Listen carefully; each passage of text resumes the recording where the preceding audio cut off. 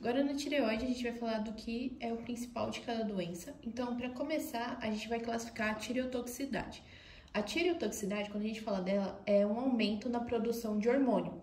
Isso gera os sintomas que vão ser consequentes da exposição de altas doses desse hormônio. Então, quando fala de tireotoxicidade, é uma maior produção de hormônio da tireoide, que é o T3 e T4, por conta de um hiperfuncionamento da tireoide. Então, quando a gente fala nessa palavra, tireotoxicidade é isso, aumento na produção de hormônio. Então, vamos começar a classificar a primeira doença, que é a doença de Graves. O que acontece com ela? A patogênese dela vai ser anticorpos estimulantes do receptor de TSH. Então, ela se classifica assim, é uma doença autoimune, no qual você tem essa autoimunidade. A doença de Graves é uma doença autoimune caracterizada pela produção de anticorpos contra múltiplas proteínas da tireoide, sendo a mais importante delas o receptor de TSH. Então é isso, anticorpos estimulantes desse receptor de TSH que vão se ligar na tireoide. Então, esses anticorpos, quando eles se ligarem lá, a tireoide vai achar que está se ligando ao TSH. Então, vai aumentar a produção de T3 e T4, mas esses anticorpos, eles não são o TSH. Então, vai ter um aumento de hormônio, de T3 e T4, mas, em contrapartida, vai ter uma diminuição do TSH. Então, vai ter menos TSH e mais T3 e T4. Então, quando você olha no exame, vai estar assim, aumento de T3 e T4 com uma baixa de TSH. A doença de Graves e Hashimoto representam dois extremos, que elas têm fatores genéticos ligados, mas elas são em genes, mas isso não é totalmente explicado. Que vai ser mutação no gene do CTLA4, o PTPN22 e o HLA-DR3. Essas são as principais mutações de ganho de função. Uma característica muito marcante dela vai ser a oftalmopatia infiltrativa, que é o aumento do globo ocular, então o olho vai ficar bem saltado, que está associado ao aumento de volume do tecido conjuntivo retroorbitário. Então vai ter uma infiltração do espaço ocular retroorbitário por conta desse infiltrado de tecido conjuntivo. Então ele vai se acumular lá e a pessoa vai ficar com esse olho para fora, saltado. Outra característica muito marcante nesse caso vai ser manchas na pele. Então, quando der no caso clínico, oftalmopatia e manchas na pele, você consegue associar facilmente a Graves. Para você fazer diferenciação de Graves para outras doenças, como por exemplo uma neoplasia ou qualquer outra doença do tipo, você pede o exame de iodo. Quando faz o exame de iodo, em Graves vai dar um aumento muito alto do iodo. Já quando a gente comparar com adenoma, quando for comparar com um tipo de adenoma, ele não vai dar tão alto assim. E vai ter um aumento bem pequeno. Só que em Graves é um aumento muito alto porque esses anticorpos eles vão ter em hiperatividade. Então, quando eles se ligarem na tireoide, vai fazer com que o T3 e T4 fique muito alto. Então, isso é Graves. Agora, Kervai é outra doença, só que ela não é tão explicada quanto qualquer outra, porque na maior parte dos casos ela está associada a uma infecção viral respiratória. Então, todos os casos, praticamente, ela veio de uma infecção viral respiratória. Então, a pessoa ela pegou um vírus, então vai ter vários vírus assim que estão associados a ela. E nesses casos que essa pessoa ela pegou um vírus, então, como por exemplo, cachumba, sarampo, adenovírus e outras infecções virais, principalmente as do sistema respiratório, ela vai desenvolver em período de 6 a 8 semanas um hipertireoidismo e, consequentemente, um hipotireoidismo. Então, o que vai acontecer nela é que tem esse histórico de infecção respiratória que vai fazer com que esses vírus eles vão começar a agir contra as células foliculares. E aí vai ter uma ruptura de folículo tireoidiano. Nessa ruptura vai ter a primeira fase, que é a fase da inflamação. Então a pessoa vai apresentar hipertireoidismo, porque vai ter muito hormônio sendo liberado nessa ruptura. Já na segunda fase é quando para de destruir as células foliculares, e aí tem um feedback, um mecanismo de feedback, que vai ter o hipotireoidismo. Então são duas fases, uma de hiper e outra de hipo, mas as duas são transitórias. Essas fases transitórias é porque essa doença ela é limitada, ela se autolimita, ela não dura para sempre. Então, o que acontece? Ela acredita que ela foi provocada por uma infecção, a patogênese ainda não está muito explicada, a infecção vai conduzir à exposição ao antígeno, causando dano ao tecido. Então, a infecção conduz uma exposição ao antígeno que causa esses danos nas células foliculares. E esse antígeno vai estimular o linfócito T, que vai danificar as células foliculares. A resposta é iniciada pelo vírus, então a resposta imunológica se inicia com o vírus, não o próprio sistema atacando, vai ser o vírus que vai iniciar a resposta imunológica. E assim o processo é limitado, então assim que acaba a infecção, assim que passa o período de incubação, praticamente em 6 a 8 semanas a pessoa deixa de apresentar os sintomas. Mas Kervine, então o que precisa saber dela? Porque ela está associada a infecções, então infecções principalmente do trato respiratório, que no qual os antígenos virais, os antígenos desse vírus, vão começar a lesar as células foliculares. E como elas estão atacando as células foliculares, vai ter uma ruptura delas que vai liberar o hormônio. E esse processo, essa resposta imune é iniciada pelo vírus e então ela é limitada. Então, no período de 6 a 8 semanas, a pessoa já deixa de apresentar os sintomas. Já Hashimoto vai ser a terceira doença que a gente fala de doenças inflamatórias da tireoide. Então, quando a gente fala da doença de Hashimoto, a gente precisa voltar rapidinho na fisiologia. Então, o que acontece? Você tem o hipotálamo, hipófise e a tireoide. Quando fala em questão de hipotálamo, quando fala na diminuição de hormônio T3, T4, você tem aumento da hipófise. Então, a hipófise vai ter que vai liberar mais TSH para tentar reverter esse quadro. E o que vai acontecer aqui é que é uma sequência de ataque contra as células foliculares. Nesse caso, os linfócitos TCD8, eles são os primeiros. Eles vão começar a reagir e destruir as células foliculares. Então, eles vão começar a reagir contra essas células foliculares. E aí, eles destroem elas. E aí, vai ter a segunda fase, que é o CD4, que vai liberar citocinas inflamatórias. Essas citocinas, a ativação excessiva desse CD4 libera essas citocinas, que vai ativar macrófagos também. E aí, na terceira fase, é a última fase, que é o aumento de autoanticorpos, que eles vão reagir contra a tireoglobulina e a peroxidase tireoidiana. E elas vão causar a última fase de destruição dessas células foliculares. Então, o que vai acontecer? Os linfócitos, eles vão começar a reagir contra a tireoide, que vai diminuir, a própria tireoide vai diminuir a liberação de T3 e T4, porque ela está sendo destruída e não está mais tendo T3 e T4. E aí a hipófise vai aumentar a produção de TSH, então aquilo que a gente falou quando voltou na fisiologia. Então a hipófise aumenta o TSH. Esse TSH vai para a tireoide para tentar fazer com que ela volte a produzir esse T3 e T4. E aí ele vai ativar os coloides. No coloide é onde fica praticamente o estoque de T3 e T4. Então ela vai ativar esse estoque e vai liberar. Ela vai liberar todo esse estoque e acabar o estoque que fica no coloide. E isso gera os primeiros sintomas metabólicos, porque a pessoa ela vai apresentar fraqueza, ela vai começar a apresentar todos os sintomas que envolvem a tireoide. E começar a apresentar o bócio também.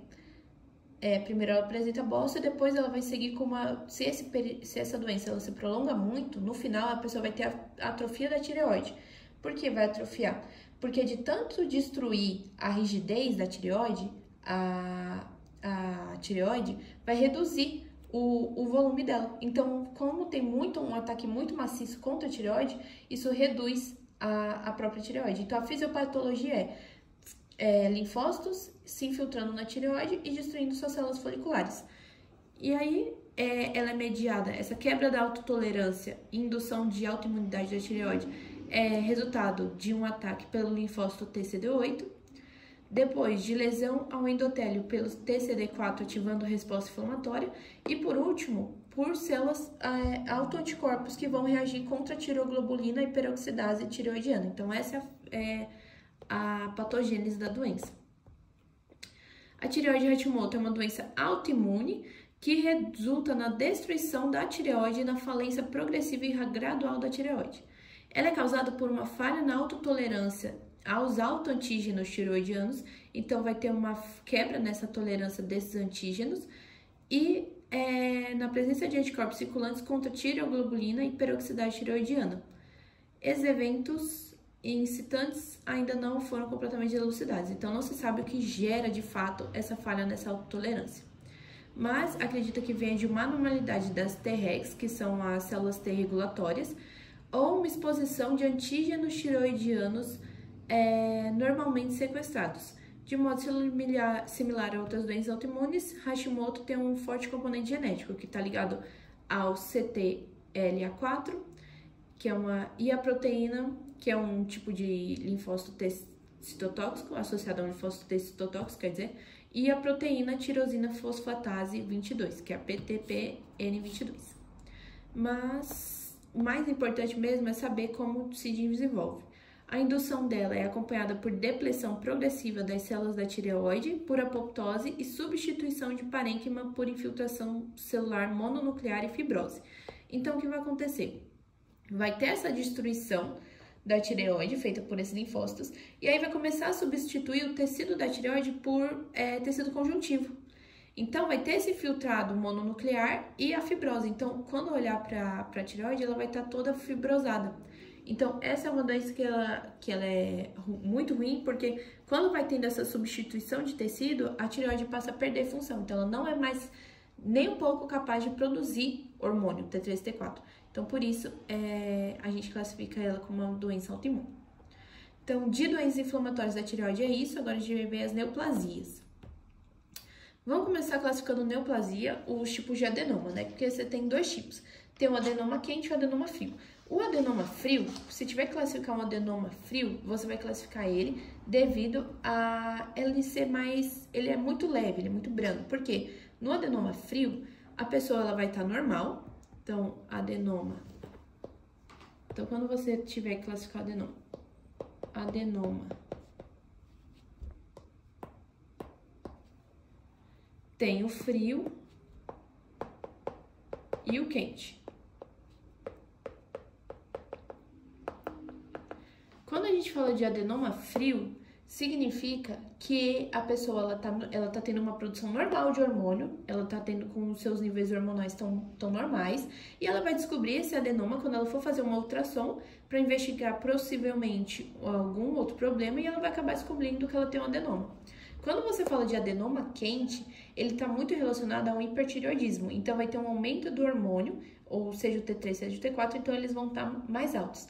Só que para você separar um adenoma quente de uma doença de Graves, por exemplo, na doença de Graves, o número de iodo, o valor do iodo, ele vai estar maior do que no adenoma quente. Porque mesmo ele gerando esse hipertireoidismo, a quantidade de iodo que vai estar no exame, ela não é tão alta como em Graves. Então, primeiro que você tem que saber é classificar os dois. Então, num caso, pedindo para classificar, você entenderia dessa forma. Porque a tireotoxicose, que é o aumento desse hormônio, dos hormônios, ele está relacionado ao adenoma quente.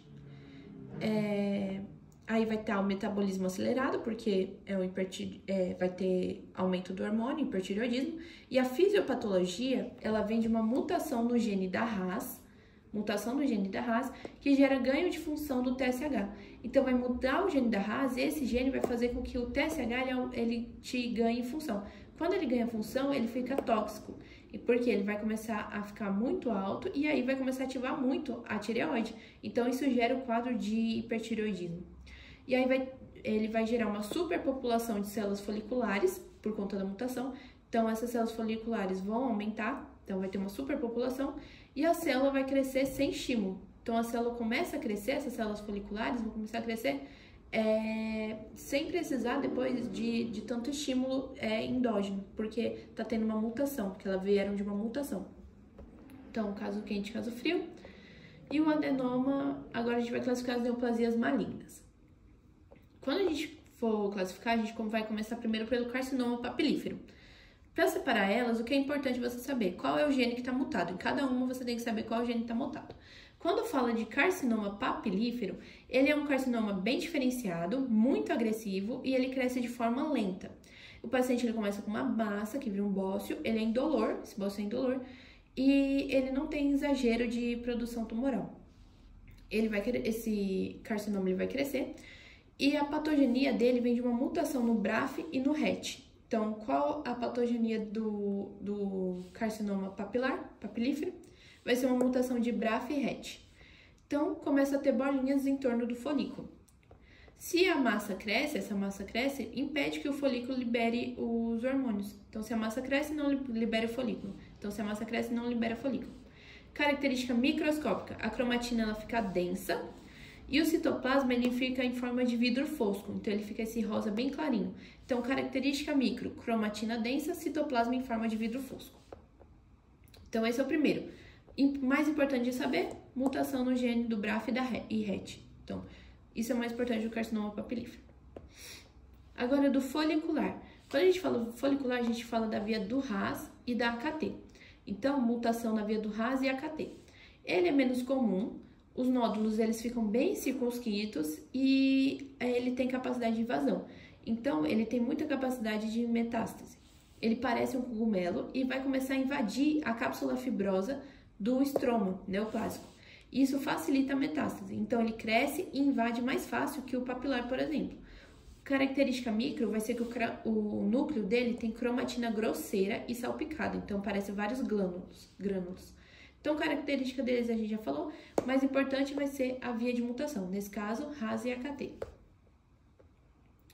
Agora, o neoanaplásico, a gente não fala muito porque ele tem que se originar de um carcinoma anterior. Então, por exemplo, ele vai se originar do folicular. Ele vem uma consequência do carcinoma folicular. Então, a pessoa tem o folicular e acaba desenvolvendo o anaplásico.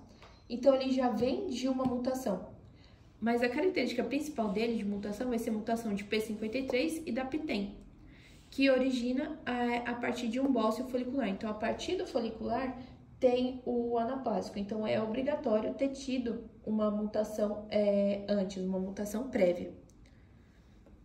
Os parafoliculares, agora, tem o carcinoma neuroendócrino, que ele desenvolve a síndrome paraneoplásica, mutação no RET, ele é hipermetabólico, e a célula C passa a depositar conteúdo mieloide, e isso vai destruindo os folículos.